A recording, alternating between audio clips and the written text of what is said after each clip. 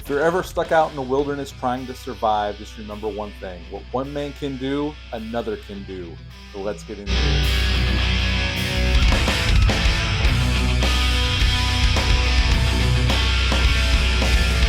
Hey, welcome back to the channel. Hope you're all doing well out there. And today we're going to head into the wilderness and we're going to try to survive this one. But before we do that, do me a favor, like, comment, and subscribe. Join me here. I greatly would appreciate that. Today we're going to talk about 1997's The Edge. Yes, this movie came out September 26th of 1997. It's rated R. It's an hour and 57 minutes long. Had a budget of $30 million. And sadly, upon release, it only made $27 million in America and $43 million worldwide. Now, I had never seen this film before. This comes to you from a recommendation to me by my good friend Brandon. Brandon, thank you for recommending this film.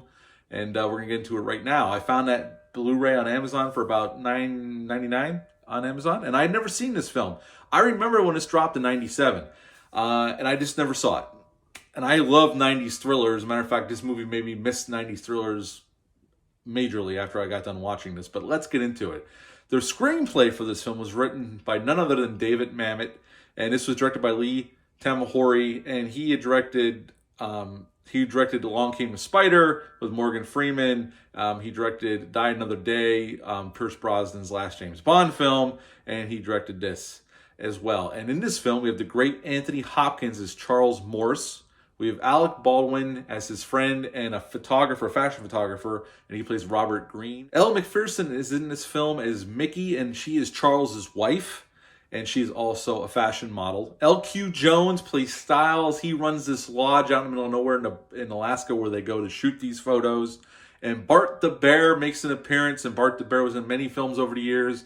Actually, another one with Anthony Hopkins, which we'll talk about in a little while. But he was in the movie The Bear for Disney. And he was in The Great Outdoors with the great John Candy. And many other films. And he was the go-to bear back then for any bears to look menacing. And he does a great job here. We're going to definitely talk about that guy.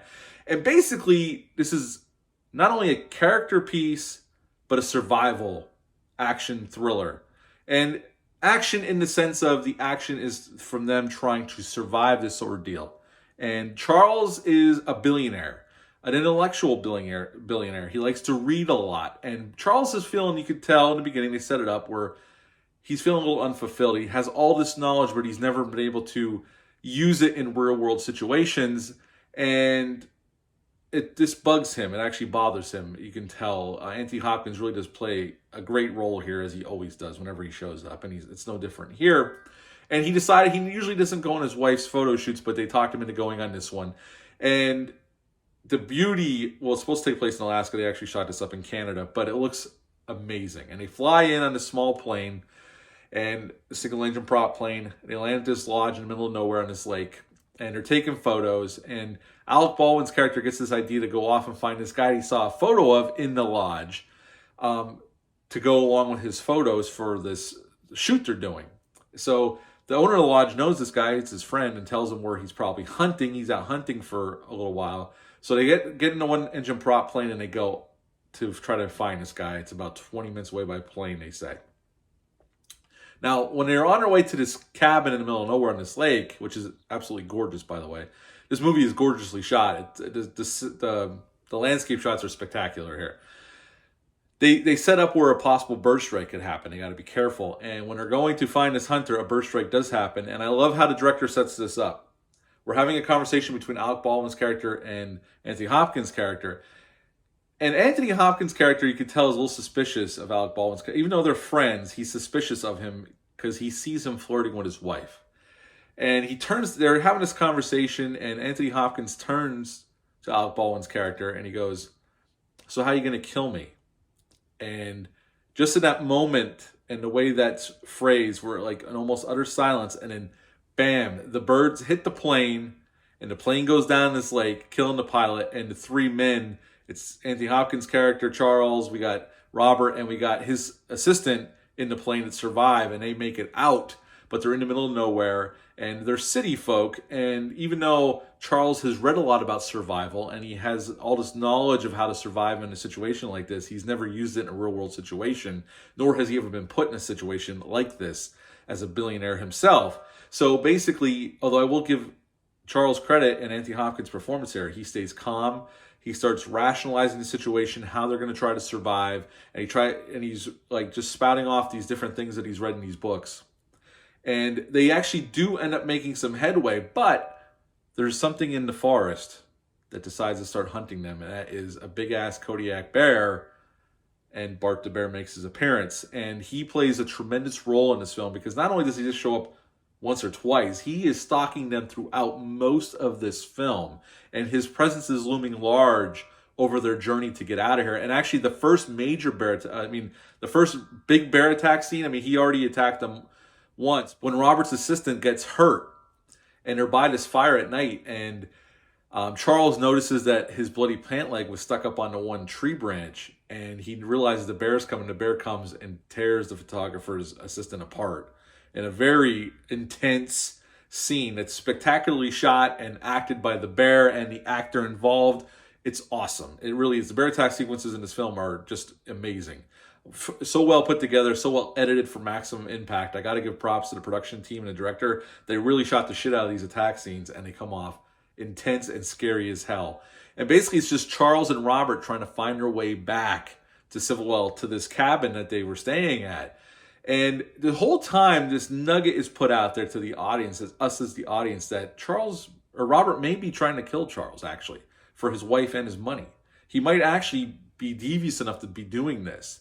But they set it up, and then for a great amount of time throughout the runtime, we actually see Charles and Robert getting along really well and just trying to figure out how to survive. And then once they figure out where they are and they're pretty sure how to get home because they find this canoe in this little shack, that's when Robert is going to kill Charles. And Robert ends up getting hurt and not able to do it. But Charles, instead of killing Robert or letting him die, he tries to save him and he takes him back with him. But unfortunately, Robert dies, or fortunately for Charles, Robert dies before he can get back. But he does find out in the meantime that his wife was cheating on him with Robert, but she had no idea that this was Robert's plan to try to kill Charles in the meantime. And Charles gets back, and there's reporters there at this little shack, or this little cabin on the water. I can't call it shack. It's actually a nice cabin.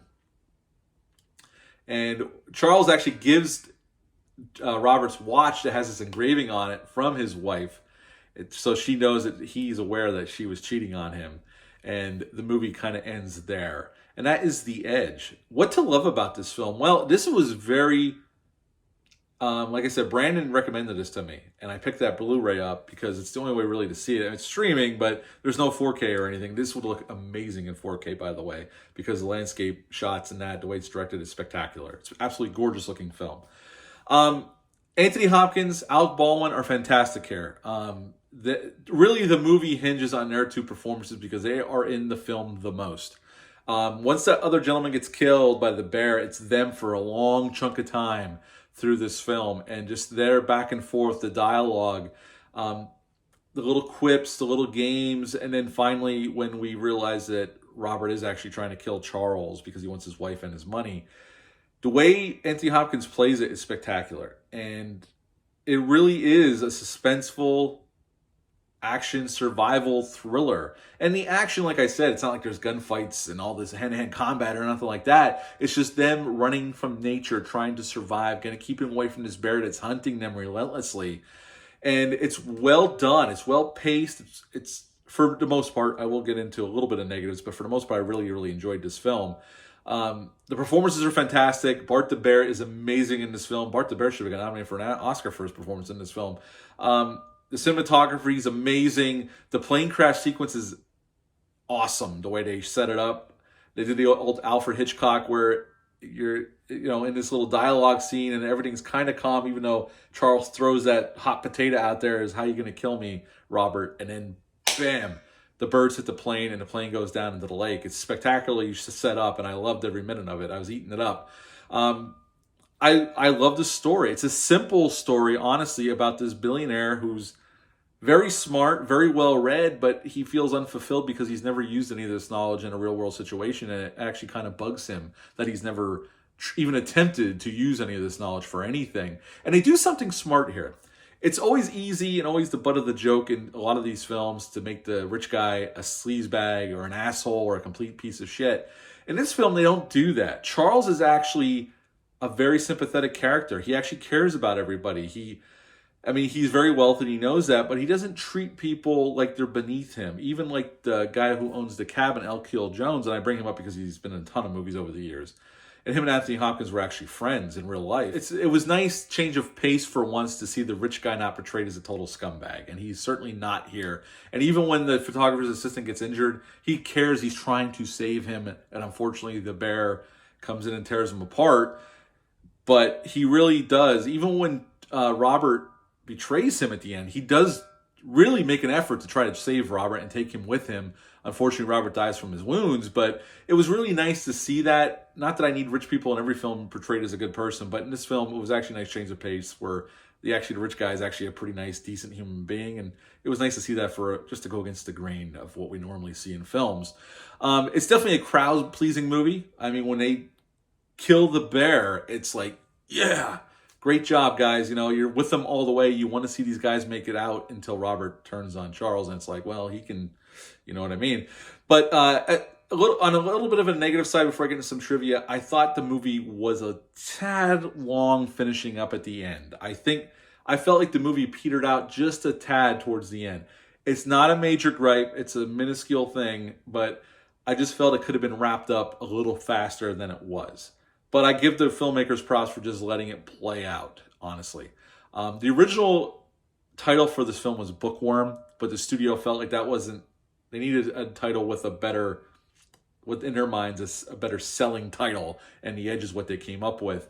Again, this is filmed in Alberta, Canada, and British Columbia. That's where they filmed this. They didn't film it in Alaska. This is the second movie Anthony Hopkins actually was in the same movie with Bart the Bear. Legends of the Fall, Bart the Bear was in that film as well, so was Anthony Hopkins. Robert De Niro and Dustin Hoffman were actually approached or considered for the role of Charles that Anthony Hopkins ends up playing. Honestly, after seeing the movie, I can't see anybody else other than Anthony Hopkins playing that role. Jerry Goldsmith did the score. The score is fantastic. And overall, I thoroughly enjoyed this. Brandon, thank you for recommending this. I really love this film. It's gorgeous to look at. I had that one minor gripe about it being a little long and wrapping everything up. But overall, at the end of the day, I really enjoyed this film, and I would give it a 9 out of 10. I enjoyed it that much. Yes, a 9 out of 10 for The Edge. Have you ever seen this 90s thriller? Leave a comment down below. Let me know. And again, this made me miss 90s thrillers immensely, and I have a bunch of them. I'm going to review a few more coming up into springtime. Do me a favor, like, comment, subscribe, share this video. I would appreciate that. I'll be back soon with a review for Point Blank. I'm going to do a few Chuck Norris movies and more videos coming up. But until next time, bye.